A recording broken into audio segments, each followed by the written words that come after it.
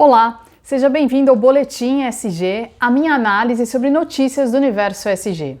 E nesse boletim eu quero falar de uma notícia que foi publicada pelo Financial Times agora no fim de julho e que circulou por todos os meios. Eu, pelo menos, recebi no WhatsApp de várias pessoas, enfim, gerou um buzz e eu queria comentar essa notícia.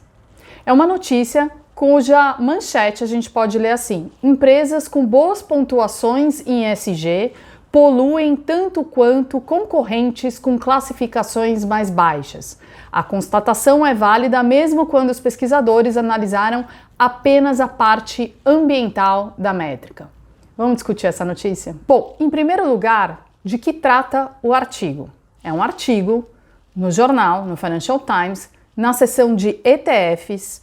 Então, ETFs são aqueles fundos passivos que, em geral, são mais massificados. Então, isso já vai dando uma pista pra gente por que tá ali, né? Qual que é o objetivo de discutir análise ESG. Então, é realmente pensando num mercado mais amplo, num mercado mais massificado, que é o mercado de ETF. O mercado de ETF, dos fundos passivos, busca espelhar índices, ratings, benchmarks, enfim, né, um benchmark qualquer, nesse caso que tem a ver, por exemplo, com ESG, para então o fundo espelhar esse benchmark. Então, esse é o contexto do artigo.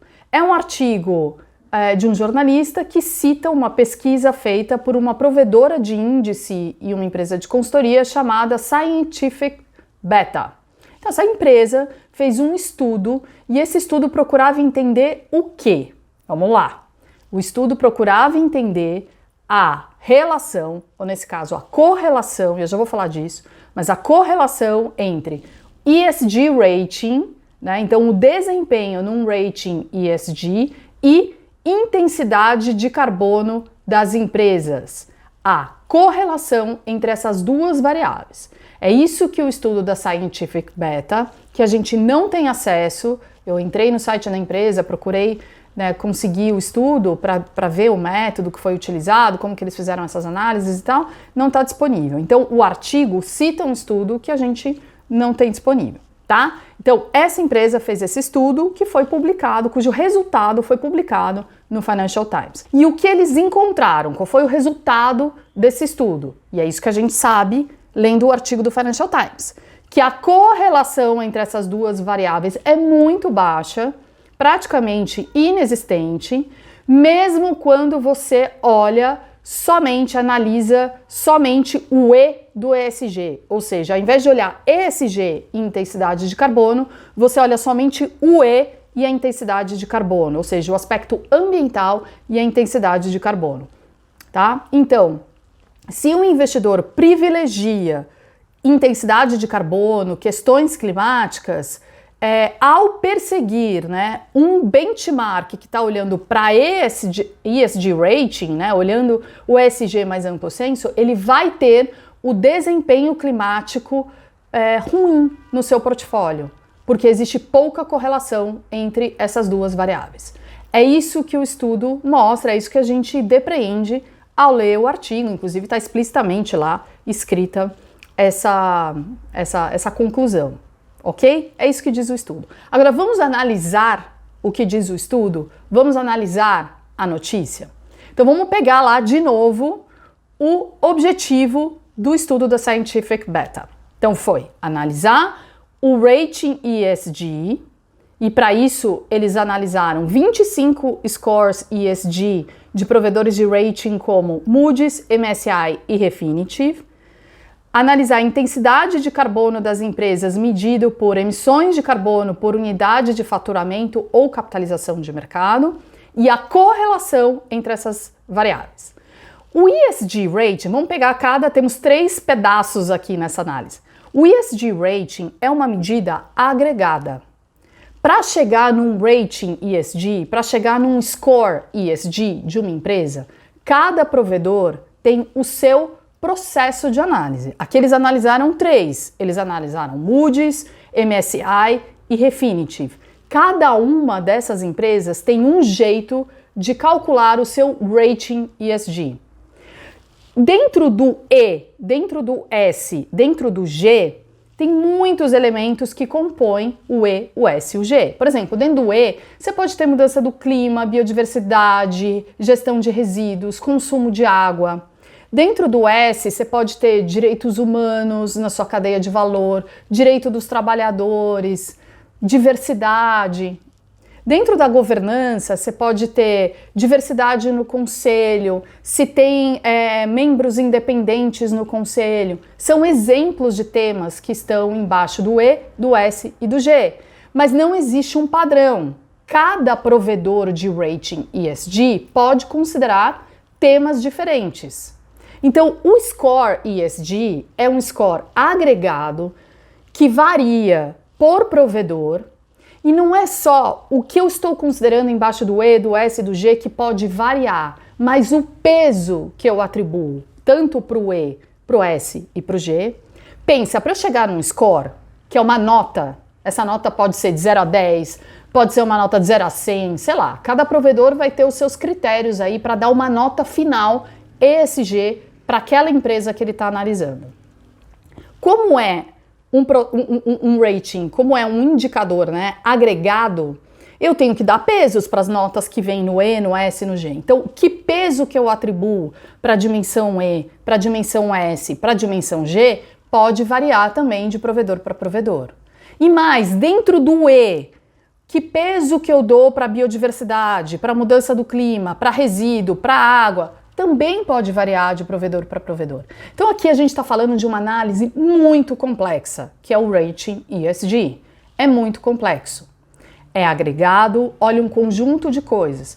E não olha só o desempenho da empresa para trás, como que a empresa desempenhou nessas questões aí que estão, né, inseridas nesse rating ESG. Mas também tem um olhar de futuro. Ou seja, como a empresa está se preparando para algumas questões que aquele provedor de rating acha que são importantes do ponto de vista ESG. Então, eles também buscam informações sobre estratégia de sustentabilidade, sobre como a empresa está se preparando, enfim. Então, o score ESG, o rating ESG, é algo bastante complexo e que é um misto, né? Um misto de olhar para trás, desempenho passado e uma análise de como a empresa pode vir a desempenhar no futuro. Há, no mínimo, 3 cuidados que a gente deve tomar quando analisar um rating ESG. Ratings ESG têm um papel importante a ser desempenhado na indústria financeira e nesse universo do investimento sustentável, do investimento ESG. Mas é importante a gente ter atenção para pelo menos 3 pontos. O primeiro ponto é que os dados utilizados para se calcular o rating ESG, aqueles dados que eu estava falando sobre o E, sobre o S, sobre o G, são, em geral, autodeclaratórios por parte das empresas. Então, são dados não auditados, não verificados. Então, a gente também deve olhar para o tratamento desses dados que gera o rating ESG, não como uma verdade absoluta, mas como um elemento analítico ali para o processo de decisão. Esse é o primeiro ponto. O segundo ponto é que cada provedor de rating vai ter uma definição do que ele, provedor, considera ESG. Então, dentro do E, dentro do S, dentro do G, vai o quê? O que tem dentro do seu E, MSCI? O que tem dentro do seu E, Moody's? O que tem dentro do seu E, Refinitiv? Cada um tem coisas que temas que eles consideram importantes e não há padronização. Então, para a gente consumir aquele score ESG, eu preciso entender o que aquele provedor entende por ESG, que dimensões ele considera, que temas ele considera do E, do S e do G e como ele pontua cada uma dessas dimensões, que valor ele atribui para cada uma dessas dimensões. Como é o processo de agregação dessas informações para gerar o score ESG. Esse é o terceiro ponto. Então, o segundo ponto é que temas estão contidos no E, no S e no G. Por exemplo, dentro do E, eu posso ter, se a empresa tem uma política climática, mas eu não olho para performance climática, eu não olho para, por exemplo, intensidade de carbono. Tudo bem. Eu só preciso, se eu estou consumindo aquele score, eu só preciso entender o que está contido no E, no S e no G e se isso faz sentido para mim, à luz daquilo que eu, como investidor ou gestor de ativos, entendo que é ESG para mim. Tá? Então, o segundo ponto é entender o que está composto ali no ESG e o terceiro ponto é entender como as notas individuais de cada uma dessas dimensões é agregada, é ponderada para chegar no score final. Porque, de repente, para o provedor, a dimensão ambiental representa 80% do score ESG. Mas eu sou um investidor que está muito preocupado com a dimensão governança. Então, de repente, eu coloco um peso menor para a dimensão ambiental, talvez 40%, e pese mais a mão na dimensão governança. Essas coisas são subjetivas, não existe uma lei universal de como deve ser o seu score ESG. Então, a gente precisa entender aí. Então, já misturar esses três provedores, esses três scores, enfim, já tem uma questão aqui para a gente ter atenção. Vamos continuar lá no teste do artigo. Depois eles olharam, então eles estão analisando a correlação entre essa variável e a variável intensidade de carbono.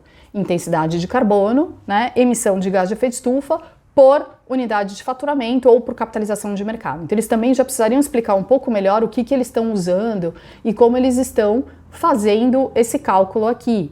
E eles estão olhando provavelmente desempenho passado. Né? Então aqui a gente já tem um problema, porque a intensidade de carbono, provavelmente, eu não sei porque não está escrito isso no artigo, mas eles devem estar olhando para desempenho passado. O rating ESG olha em parte para questões de desempenho passado, em parte para o que eles estão projetando de risco ESG daquela empresa. Então já tem uma questão aqui.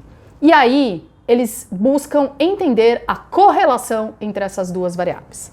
E aqui também é importante a gente entender o que é correlação. Correlação é uma medida estatística que procura avaliar a associação entre duas variáveis, a relação entre a variabilidade dessas duas variáveis. Então, quando essa variável sobe, o que acontece com essa? Sobe também?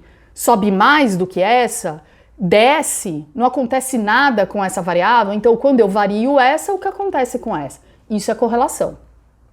É uma medida super importante, bastante utilizada, tem suas limitações, mas a gente não sabe nesse estudo, por exemplo, para os scores ESG que consideraram intensidade de carbono, então que tem embaixo do E, intensidade de carbono, isso foi retirado do score, né? Porque a gente precisa fazer alguns tratamentos estatísticos, alguns tratamentos matemáticos na hora de calcular a correlação, porque se eu tenho uma coisa aqui que também está aqui, a minha análise fica esquisita, não funciona, né? Então, eu preciso ter certeza que esses dois são duas variáveis que podem ser comparadas aqui. Então, a gente também não tem nenhuma informação de como foi feito o tratamento estatístico, né, do que a gente chama de multicolinearidade, mas não vamos entrar aqui nesses dados mais técnicos, mas se esses cuidados, que cuidados foram tomados para analisar as variáveis que estão aqui e as variáveis que estão aqui nesse lado da equação. Muito bem, então isto posto, o que nós podemos pensar sobre essa análise que foi feita? Ela é uma análise interessante? Ela é uma análise interessante porque ela passa a seguinte informação para o investidor. Investidor, se você é um investidor preocupado com o clima, né, se a sua grande preocupação é ESG, é clima, e segundo pesquisa da Index Association, da International Index Association, para 70% dos gestores de ativos, donos de ativos nos mercados internacionais, ESG é predominantemente clima, ou seja, para 70% deles ESG é clima. Então, se você é um investidor que o principal tema da sua agenda ESG é clima, não use como benchmark um score ESG mais amplo, um rating ESG mais amplo, porque isso não vai te dar um portfólio mais alinhado, né, com questões climáticas ou com uma contribuição positiva para a mudança do clima, para a solução da mudança do clima, né, para a mitigação ou para a adaptação. É isso que isso quer dizer. E basicamente a gente pode concluir, bom, então se eu sou um investidor cuja maior preocupação ESG é clima, ao invés de eu usar um rating amplo ESG, é melhor eu usar um rating específico para clima. É uma conclusão que a gente pode tirar desse artigo. A gente sabia disso antes desse artigo? Todo mundo sabe isso. Então, não é que é uma grande novidade. Todo mundo sabe isso. Todo mundo que trabalha com essa agenda sabe disso. Mas ok, eles botaram um número, fizeram uns testes. Tá ótimo. É legal. Mas não tem nenhuma novidade. Não é nada que a gente precise ficar circulando. Gente, olha, acabaram de descobrir que ESG não vale nada. Que é mais ou menos o subtexto das mensagens que eu recebi.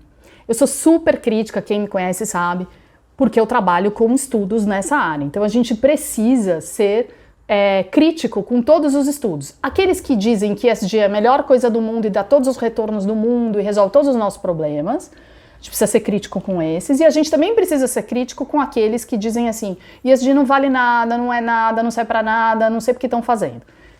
Aqui a gente tem dois extremos. No meio, a gente tem aquilo que é possível concluir a partir dos dados, das informações que a gente tem disponíveis hoje, com todas as limitações que a gente tem. Então, a gente precisa ser cuidadoso na análise dessas notícias, dessas informações e tudo mais. Então, vamos voltar lá na manchete? Olha o que diz a manchete. Empresas com boas pontuações ESG. Então, por boas pontuações ESG, eles estão querendo dizer boas pontuações em ratings ESG. Ok. Poluem tanto quanto concorrentes com classificações mais baixas. Esse poluem não é poluem em geral, mas emitem mais gás de efeito estufa ou estão menos alinhadas ou com a questão climática. É isso que eles querem dizer, porque eles estão associando com intensidade de carbono, tá? A constatação é válida mesmo quando os pesquisadores analisaram apenas a parte ambiental da métrica. Ok, entendemos isso. Então, se você é um investidor cuja principal preocupação ESG é clima, use um benchmark, use um rating climático, existem vários. Não vá usar um score ESG amplo, porque o score ESG amplo procura medir outras coisas, além de clima, e tem metodologias próprias e vai olhar para o passado e para o futuro, não só para o desempenho passado. Agora, só para finalizar, o grande desafio climático hoje na comunidade dos investidores preocupados com o clima não é tanto se a minha carteira hoje é uma carteira de baixo carbono, mas o quanto eu estou contribuindo com a minha carteira de investimentos, com as minhas decisões financeiras para uma transição para o baixo carbono. Então, os investidores, de maneira geral, é um certo consenso, mas é claro que é muito complicado generalizar nesse caso, mas qual é a grande preocupação? Não é hoje, porque a gente sabe que a gente está vivendo num mundo de alto carbono. A gente sabe que as emissões estão fora de controle, né? A gente sabe que a gente está nesse mundo. Então o problema não é se a minha intensidade de carbono hoje é alta ou baixa, porque a gente sabe que hoje temos um problema. Mas qual é a transição daqui para o futuro? E os investidores preocupados com a questão climática são aqueles que querem que a sua carteira empurre o mundo numa transição para o baixo carbono. Então, enfim, espero que tenha ficado um pouco mais clara essa notícia, que ajude você a entender um pouco o que foi discutido nesse artigo, qual a contribuição do artigo, quais as suas limitações, enfim, para que a gente possa ter um diálogo aí tranquilo, honesto, né, sobre os desafios de se avançar a agenda ESG. Eu vejo você no próximo Boletim ESG.